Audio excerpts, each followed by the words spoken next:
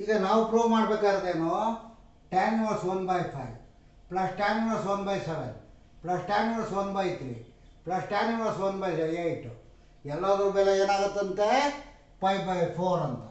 Solution consider ಅಂತ ಹೇಳ್ಬಿಟ್ಟು ಲೆಕ್ಕ ಬರ್ಕೊಳ್ಳೋಣ. ಏನಿದೆ tan inverse 1/5 plus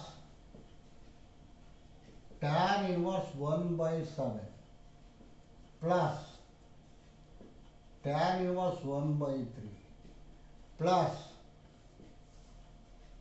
tan inverse 1/8. ನೋಡ್ರಿ, ಇದಕ್ಕೆ tan inverse x plus tan inverse y formula ಉಪಯೋಗಿಸೋಣ.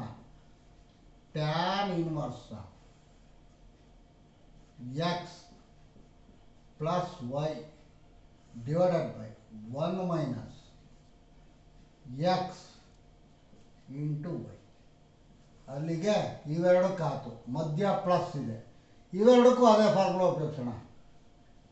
tan inverse x plus y divided by 1 minus x into y. ಕರೆಕ್ಟಾ? ಇದನ್ನು ಸಿಂಪ್ಲಿಫೈ ಮಾಡೋಣ.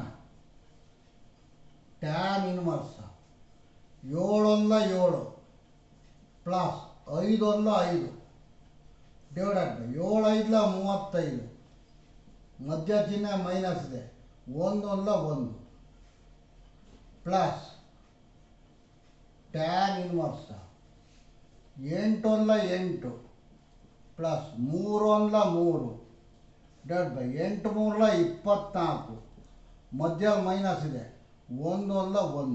ಕರೆಕ್ಟಾ?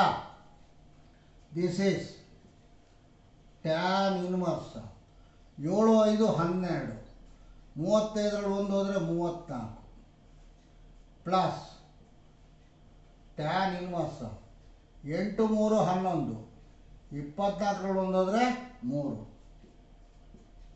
tan inverse ನೋಡ್ರಿ ಇಲ್ಲಿ, ಇದು 2ರಿಂದ ಹೋಗುತ್ತೆ, 2 6 12, 2 1 2, 2 7 14 plus tan inverse 11/23.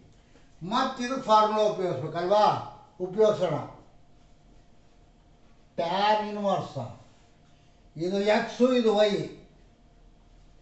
X plus y divided by 1 minus x into y. ಕರೆಕ್ಟಾ?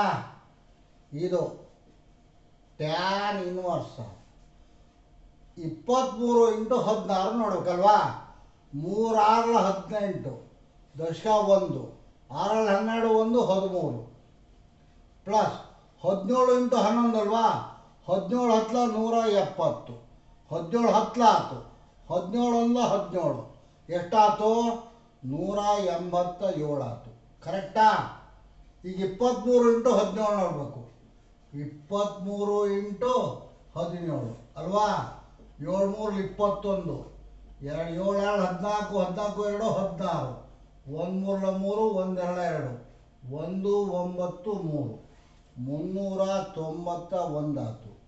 ಮೈನಸ್ 6 ಇಂಟು 11 66 ಆಯಿತು. ಕರೆಕ್ಟಾ? tan inverse ನೋಡು, 8 7 15, ದಶಕ 1, 9 9 3 12, ದಶಕ 1, 1 1 2 1 3. ಕರೆಕ್ಟಾ? ನೋಡು, 11ರಲ್ಲಿ 6 ಹೋದರೆ 5, ಇಲ್ಲಿ 8 ಉಳಿತು, 8ರಲ್ಲಿ 6 ಹೋದರೆ 2, ಇಲ್ಲಿ 3 ಇದೆ. ಸರಿನಾ? 325ರಲ್ಲಿ 325 ಹೋದರೆ ಏನಾಗುತ್ತೆ? 1 ಆಗುತ್ತೆ. 1 ಯಾವಾಗ ಬರುತ್ತೆ? 5/4 ಬರುತ್ತೆ. That's all.